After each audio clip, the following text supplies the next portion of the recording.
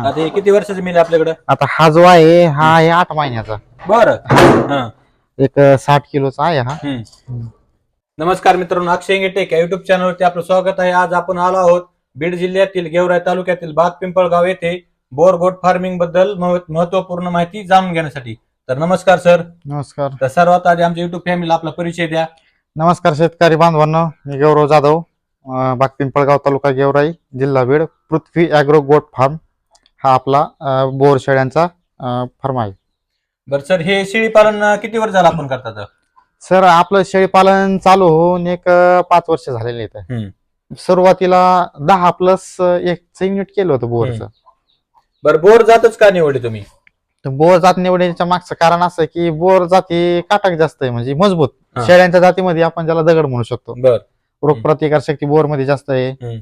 परत बोरचं वजन वाढीला बोर खूप चांगली आहे. अजून खाण्यापिण्याच्या बाबतीत बोरच्या काही अडचणी नसतात, काही नसतात. बर, म्हणजे आपल्या भागात दम धरू शकते का? हा, बोर शेळी आपल्या भागात म्हणण्यापेक्षा कोणत्या पण भागामध्ये दम धरू शकते. बरं, मुख्य जात कुठली नेमकी?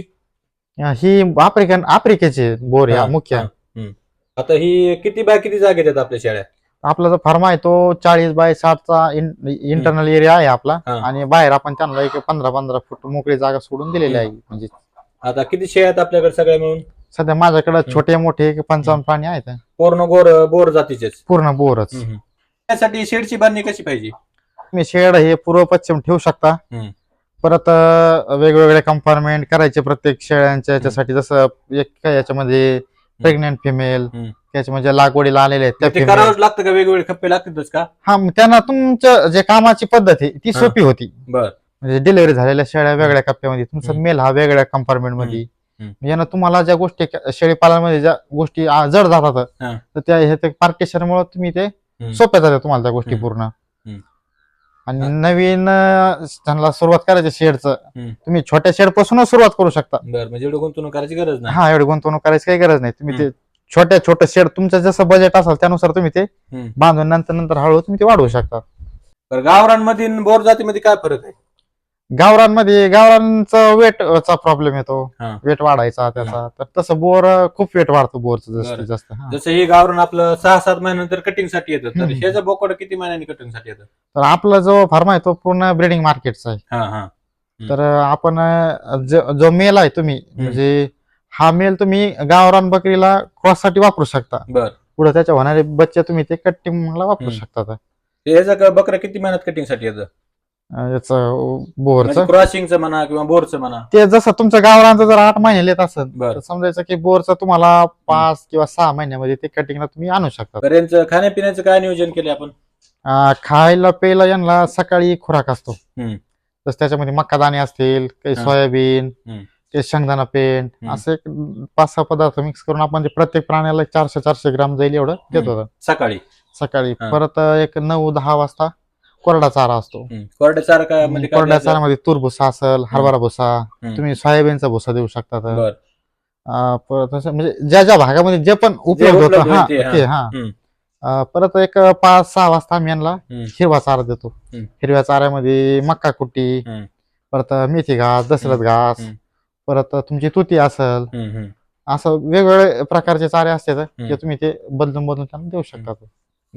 तर या शेळ्यांना येणारे आजार कोणकोणते? तर शेळ्यांना आजारामध्ये जसं PPR असतो, FMD असतो, अजून ET प्लस TT, हे शेळ्यांच्या आजारावर असते. पॅरालेक्स वर ET प्लस TT ते काम करतात. ते होऊ नये म्हणून काय काय काळजी घ्यायला पाहिजे? तर हे आजार होऊ नये म्हणून शेतकऱ्यांनी सगळ्यात पहिलं नित्यनियमाने म्हणजे कशी जे पण त्यांचे डेट असतील त्या डेटनुसार त्यांना तुम्ही लसीकरण करायचे. लसीकरण जर केले तर तुम्ही जवळजवळ 70% फार्म तुमचा सेफ राहतो. आणि लसीकरण जर नाही केलं तर जर आजार आलाच ताबडतोब फार्म आहे तुमचा तर पूर्ण शेळ्यात जागा होऊ शकतात. लसीकरण केलेलं असलं तर थोड्याफार उपचारामध्ये सर्व फार्म पूर्ण सेफ राहतो. यांना कोणत्या ऋतूमध्ये जास्त त्रास होतो? तसं ऋतूमध्ये म्हणजे प्रत्येक ऋतूत वेगवेगळं असतं, तर त्यानुसार त्यांच्या तुम्ही ते नियोजन करू शकता. पावसाळ्यामध्ये शेळ्यांची जास्त काळजी घ्यायची लागते. पावसाळ्यामध्ये कसं 4-4, 5-5 दिवस पाऊस चालू असतो. मग त्या दिवसामध्ये तुम्ही शेळ्यांना कोरडा चारा देणे जास्तीत जास्त प्रमाणामध्ये. परत हिवाळ्या ऋतूमध्ये तुम्ही शेळ्यांचं पूर्ण शेड थंडीच्या दिवसात पॅक करणे. शेळ्यांना मध्ये उष्णता कशी राहील त्याची काळजी घेणे. आणि उन्हाळ्यामध्ये गरमी जर असेल तुमचं शेडचा कशी पद्धत असो, उंच असो छोटी असो, तर त्यांना तिथं थंडावर असं पद्धतीनं हे करायचं. गाभण शेळीची काय काय काळजी घेतात आपण? गाभण शेळींच्या काळजीमध्ये आपण त्या गाभण शेळींना म्हणजे खुराक चांगल्या प्रमाणात देत होतं. हिरवा चारा, त्यांचं जर काही मेडिकल असेल तर मेडिकल त्यांना व्यवस्थित द्यायचं. त्यावेळेस मग त्या पिल्लाची जे ना शरीरामध्ये ग्रोथ जास्त होती. तर मेल आपण आपल्या फार्मवर किती वर्षात ठेवतात? मेलचं नवीन जेनेटिक्स, वेगवेगळ्या जेनेटिक्सचे मेल आपण वापरत होतो. तर 2-2, 2.5 वर्षाचे मेल आपण वापरून. तर यांना पिण्याची पाण्याची काय सोय केली आहे आपण? पिण्याच्या पाण्याला आपण यांना ऑटोमॅटिक बसवलेले, म्हणजे मॅन्युअली नाही? मॅन्युअली नाही, पूर्ण ते ऑटोमॅटिक ड्रिंचर आहेत. कसं काम करतं नेमकं? ड्रिंचरचं असं असतं की जसं शेळी ड्रिंचर पाशी येते ती तोंड दाबले की ते पाणी पूर्ण तिला जेवढं प्यायचं तेवढं बाहेर येत आणि ते परत पाणी बंद होऊन जातं. याचा काय फायदा होता आपल्याला आता ऑटोमॅटिक आपण केलंय? तर ड्रिंचरचा फायदा असा आहे की पाणी वेस्टेज जात नाही. जर तुम्ही टोपल्यामध्ये किंवा बकेटीमध्ये पाणी भरून ठेवलं तर शेळ्या त्याच्यामध्येच लेंड्या टाकणार, घाण होणार. आणि ते पाणी मग तुम्हाला अर्ध फेकून द्यावं लागतं.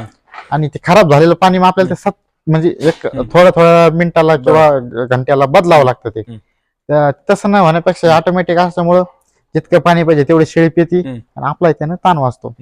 आता हे जे विटा लटकून त्या विटाचा काय काय फायदा होतो? कॅल्शियमची वीट असते. कॅल्शियमची वीटमुळं शेळ्यांच्या शरीरात जर काही खनिजांची जर लोह असेल, आयरन याची कमी जर असली तर ती यांना चाटून ते भरून निघते. बरं, तर यात मेलची काय काय काळजी घ्यायला लागते आपल्याला? कारण मेन तर मेलच आहे आपल्या शेडसाठी. तर मेलची काळजी मध्ये तुम्ही मेलला वैशिष्ट्य म्हणजे खुराक चांगल्या प्रमाणात द्यावा लागतो.